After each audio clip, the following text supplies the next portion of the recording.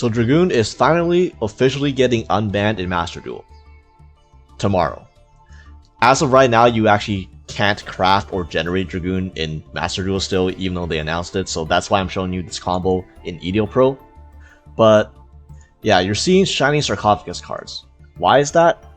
It's because I genuinely believe that shiny Sarcophagus is the best deck at using Dragoon. Now, don't get me wrong or anything, I don't think Dragoon is going to be some sort of tier 1 meta threat. It's a neat card, but I don't think any tier 1 or even tier 2 deck for that matter is going to use Dragoon or even really benefits from using it. However, shiny Sarcophagus is definitely one of the decks that does benefit from using Dragoon. And why I say it's the best at playing Dragoon is because this is one of the few decks that can make Dragoon without playing any of the associated bricks with it. You don't need to run Red Eyes, you don't need to run Dark Magician, you don't need to even run Red Eyes Fusion.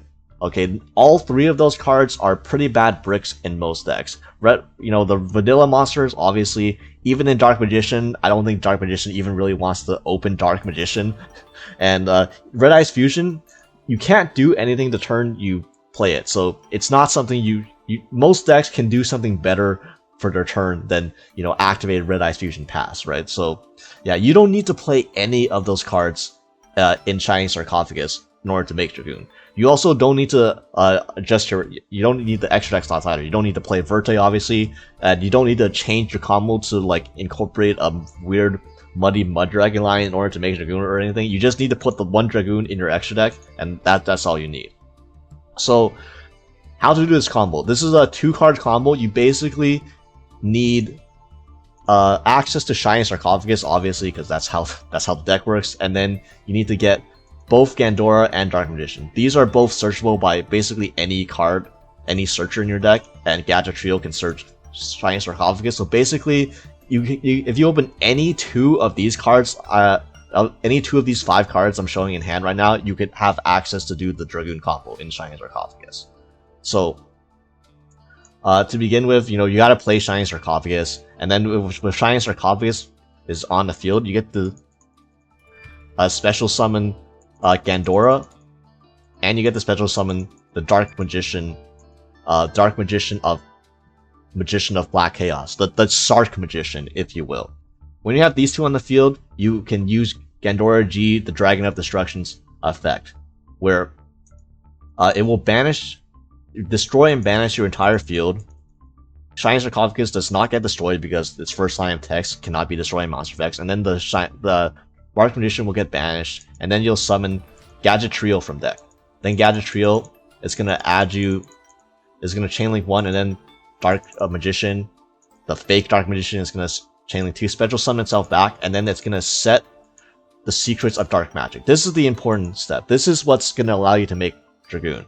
And then the Gadget Trio is gonna search you a Ties That Bind, and then you can just activate Ties That Bind, and then you get to summon both Silent Swordsman 0 and Silent Magician 0 from your deck. And then, obviously, if you had extra extenders where you have extra engine pieces and you didn't need to use shiny Sarcophagus to search either Gandora or Dark Magician, you can use it to search something like a Turn Silence, which Turn Silence is a monster negate. And then you're gonna set your Turn Silence if you have it, and then end phase, your opponent's turn, you're gonna flip Secrets of Dark Magic, and you're gonna fuse into Dragoon using Gandora G plus Dark Magician. And this is why you don't need to run bricks.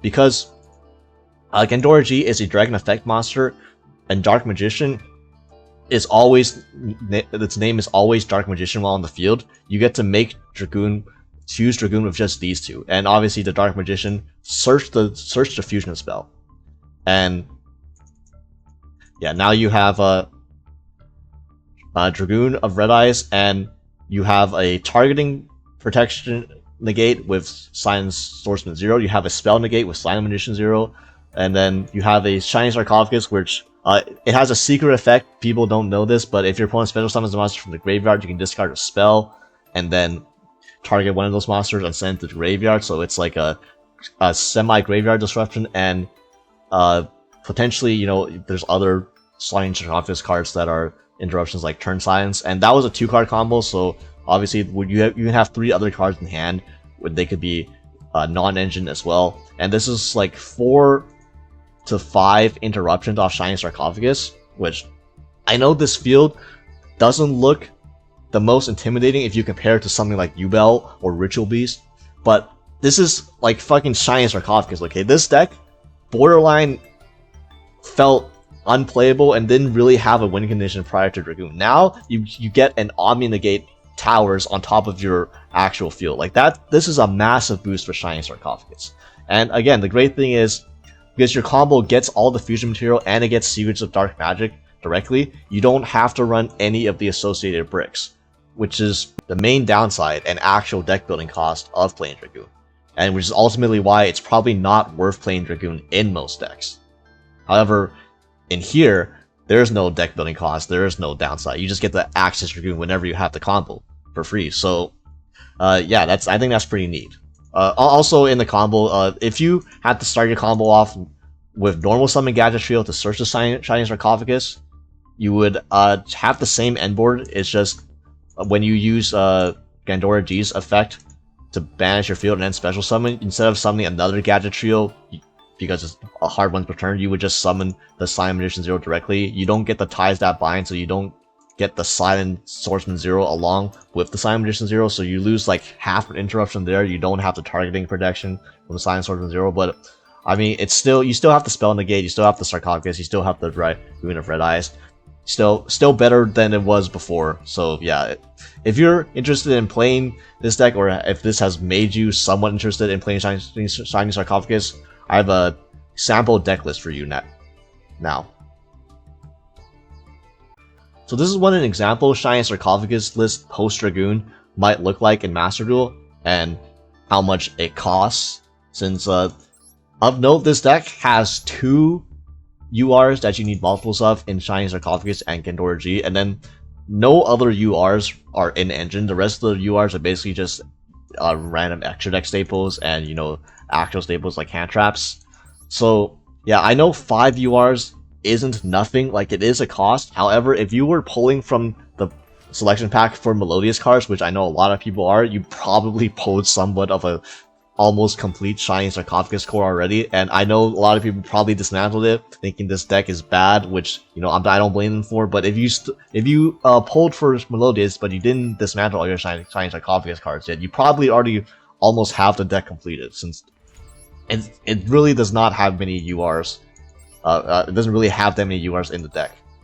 So obviously the first thing you probably notice is the amount of non-engine room that this deck has, and that's mainly because, not gonna lie, a lot of the Shining Sarcophagus cards, especially the monsters, are not that good. In fact, this is a higher monster count than most Shining Sarcophagus lists already run, and this really isn't that many. So, you know, because there's not a lot of worthwhile monsters to run in the main deck that are Shining Sarcophagus related, you have a lot of room for non-engine, which is why you see we have room for 16 hand traps right here.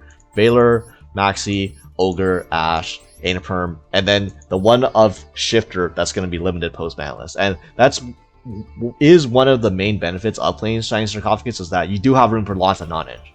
And whenever hand traps and non-engine are good, which, you know, of course they're good right now, you don't want to get pseudo FTK'd in this format, so you need to hand trap your opponent. And yeah, you at least can say that you run a deck that has plenty of hand traps in it. But yeah, beyond that, the Shining Sarcophagus monsters, Gadget Trio, it searches, basically this searches Shining Sarcophagus. Like, this is you need Shining Sarcophagus to play the game. If you do not have Shining Sarcophagus on your field, your deck actually just does not function at all. So yeah, you need to run 3 of this just to be able to search Shining Sarcophagus, obviously. And then you have the Shining Sarcophagus itself. This is of note, this can be destroyed by monster effects. I know it's literally the first line of text, but believe me, there's going to be a non-zero amount of people trying to ogre this and then wondering why game bugged. But yeah, this basically searches any card from your main deck that mentions Shining Sarcophagus, which is any engine piece, any single card. And then it also has it has an interruption effect that nobody even reads or gets to in this card text, but you can discard a spell and then send a monster your opponent's special summon from the graveyard, you know, back to the graveyard to get that shit off the field. And yeah, the other monsters are Dark Magician and Gandora G. These are the two needed for the Dragoon combo. So Gandora G, it's a field wipe that banishes and then special summons from your deck. It's and E-Tellies from your deck. So like this is actually a pretty insane card. The only problem is that this gets stopped by every hand trap in the game. So you're gonna have to use ways to insulate this, which we'll get to later. And then Dark Magician, it's kind of sort of a brick because the only purpose of this, besides being a free body, which, you know, being a 2500 level 7 body is not the most useful thing, but the main point of this is to get this blown up by your Gandora G. That way you can do your full Dragoon combo. You know, when this gets banished while you control a level 5 or higher monster, which is Gandora G fills that requirement, this summons itself back, and then it sets a spell trap that mentions Dark Magician. And in this case, because Dragoon is legal now, we get to set the secrets of the dark magic, and this is what allowed you to fusion summon into Dragoon. But yeah, both of these, you can special summon these if you control Shiny Sarcophagus, so that don't worry about them being high levels or anything. And the Sign Swordsman 0 and the the Sign Magician 0. So you realistically you only need to run one of each of these at most, because these are the cards that you summon off Ties That Bind. Ties That Bind, it's if you control a Shiny Sarcophagus and a monster dimension Shiny Sarcophagus, you get to summon 2 level 4 or lower monsters with different names from your deck. Basically, you're going to summon these two. If you search Ties That Bind off a Guided Trio, since if you already had Shiny Sarcophagus, then you would summon these two. And then this is basically a spell negate, and this is a targeting protection negate. And these get bigger when they negate stuff. They get bigger when your opponent draws a card. They get bigger during the standby phase. Basically, any of those scenarios, these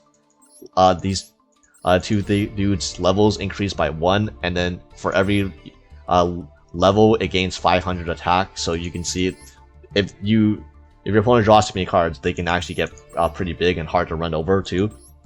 And Sign Swordsman 0 is the one I run 2 of, even though it's weird because Sign Magician 0 has the better effect in theory. It's the spell negate, whereas this is a more conditional negate.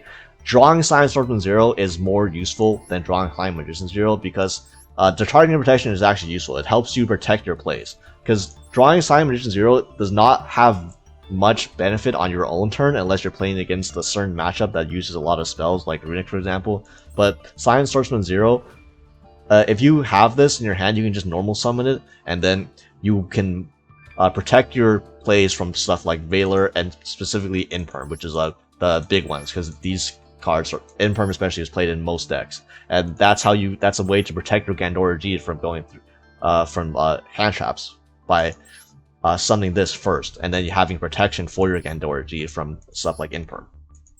But you don't have to run this. If you want to run even more hand traps, you can cut this down to 1, you know, no problem there. And at Archfiend's Advent, this is a card that you can also cut. This is not needed. This is just like basically you can normal summon this without tributing if you control Shiny Sarcophagus, and then it basically just change of hearts one of your opponent's monsters. So it's useless going first, but you know, it's good for going second.